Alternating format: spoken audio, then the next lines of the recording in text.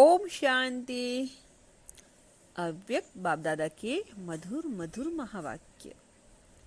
अव्यक्त दिव्य संदेश में दादी जी ने उस समय क्या कह रहे थे, आज सुनते हैं हम। फूलों की शोभा पत्तों के साथ है, इसलिए प्रजा रूपी पत्ते तैयार करो। दादी जी कह रहे हैं, आज जब वतन में गई तो बाप दादा दोनों बहुत ही बिजी थे। तो दादी जी ने क्या देखा, दोनों के आगे बहुत से फूल थे और पत्ते भी थे। जैसे गुलदस्ते में फूल भी डाले जाते हैं और पत्ते भी डाले जाते हैं। तो फूल दो प्रकार के अलग अलग थे, उनको देख रहे थे और छांट रहे थे। तो बाप दादा दोनों उसी ही कार्य में बिजी थे। दादी क्या कह रहे हैं कि मुझे देखा भी नहीं। जब मैं नजदीक गई तो मुझे देख मुस्कुराया और कहा कि मेरा सारा दिन बिजी रहता हूँ, मैं सारा दिन बिजी रहता हूँ। देखो बच्ची, कितनी बड़ी कारोबार चल रही है। यह फूल पत्ते 3 क्वालिटी के अलग अलग करके रखे हैं। पहले बाबा ने मुझे फूल दिखाए जिनकी संख्या बहुत ही कम थी। फिर बीज की क्वालिटी दिखाई जिसमें फूल बहुत थे लेकिन साथ में थोड़े पत्ते भी लगे थे। फूल अच्छे थे लेकिन जो पत्ते लगे हुए थे वह कुछ डिफेक्ट थे।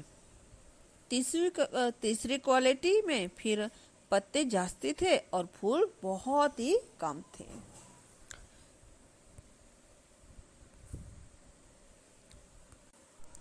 इस प्रकार बाबा ने मुझे समझाया कि पहली क्वालिटी जिसमें थोड़े फूल हैं, यह बहुत अच्छे हैं, जो बिल्कुल दिल पर चढ़े हुए हैं, और ऐसे दिल वाले अनन्य बच्चे बहुत ही थोड़े हैं। दूसरे वाले बच्चे बहुत अच्छे परंतु थोड़ा कुछ कमी है। फूल बने हैं लेकिन थोड़ी कमी है। बाकी तीसरी क्वालिटी के हैं प्रजा, उनमें कोई फूल नहीं निकलता, जो पीछे आने वाले हैं। बाकी सब प्रजा है। तो 2 ऊपर की क्वालिटी बच्चों की है। बाप दादा अब गुलदस्ता सजाते हैं।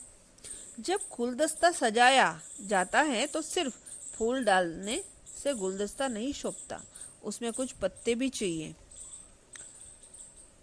तुम फूल हो लेकिन तुम्हारे साथ पत्ते भी चाहिए। तुम राजा बनेंगे तो प्रजा भी तो चाहिए ना। तो प्रजा रूपी पत्तों के बीच में फूल शोभता है। तो यहाँ बैठे तुम बच्चों का गुलदस्ता बनाता हूँ और देखता हूँ कि एक फूल ने कितनी प्रजा बनाई। जिसने जास्ती प्रजा बनाई है उनका गुलदस्ता भी शोभता है। फिर बाबा ने एक प्रश्न पूछा कि जब कोई देवता पर फूल चढ़ाते हैं तो सिर्फ फूल चढ़ाते, पत्ते निकाल देते हैं, क्यों? पत्ते तो फूल का शो होते हैं, फिर पत्ते क्यों निकाल देते हैं? फिर बाबा ने सुनाया कि तुम बच्चों से यही सार रस्म रिवाज होती है। जब तुम पहले अर्पण हुए तो अकेले थे, लेकिन फूल और अगर कुछ समय रखा हो तो पत्ते साथ में होंगे तो रखे सकेंगे। वैसे ही जब तुम पहले अर्पण हुए तो अकेले, फूल अर्पण हुए हो, फिर तुमको 21 जन्मों के लिए अविनाशी चलना है, तो प्रजा रूपी पत्ते भी लगाए जाते हैं। पहले तुम आए तो प्रजा नहीं थी, लेकिन अब तो तुम फूलों की शोभा ही प्रजा रूपी पत्तों से ही है। इसलिए बाप दादा कहते हैं, प्रजा बनाओ।